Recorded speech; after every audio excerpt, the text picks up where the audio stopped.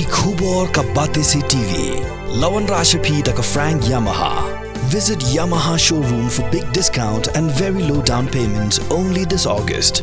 Don't miss out. Contact 96129 51198 or 96129 51298.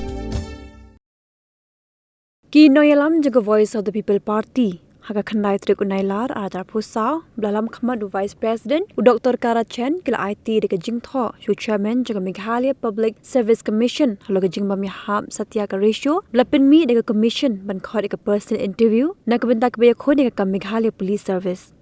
Dr. Kara Chen deka jikran mikla pathai kubor le thu baka party kila kerpat deka Commission ban kintiu deka ratio ke belong 1:2.5 ni sapuar hadu sapu laingut na kebentak khatnyo tiliki post.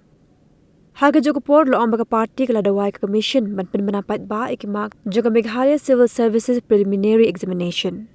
Haberi bagi kam borok ni na yetip ka haberi baka exam ka MCS exam ka MPS exam. Ini wan kini ka por ban perlu chairman bagi request ba persang ban pendek begini ban kita ke kompeti ka MCS untuk bikin permit bi kita ke jadi mak semua ki nak. Okay, orang sama kansya itu. Dia habis ini berkat MPS tu, ni dah orang bah tu berkolong kan, tu berkilat so MPS nak maki notification MPS, bagi interview jadi bandai 1:2.5 umur. We candidate 2.5 umur. R ni live, bukan compete for one place tu.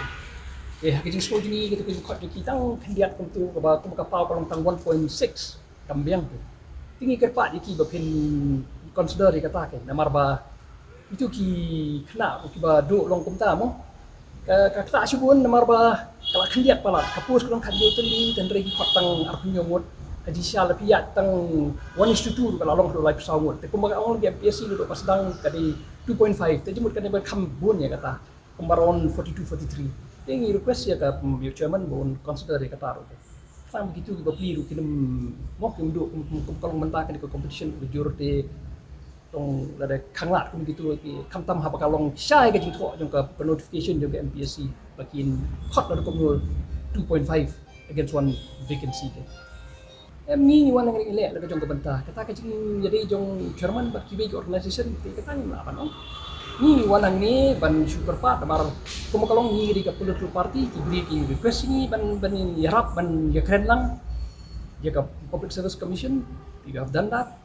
Ini wan ni ban request iki ru da kiwe kila le katakan malang ba emi rumi kwa ya katai bagi ke kin bet bakun bulan cuku ni in future bikin bet ke tingi kum ki ada parti ni wan ni ai katakan ki suggestion semua tang ban su produktif ni wan ru ban ai katakan ki suggestion ke ban penbhai kan public service commission persen so wang tak persen kita song ni lawan ni lapan dak ke company ni la request bikin le kepada kamu Kasihan hati Pak.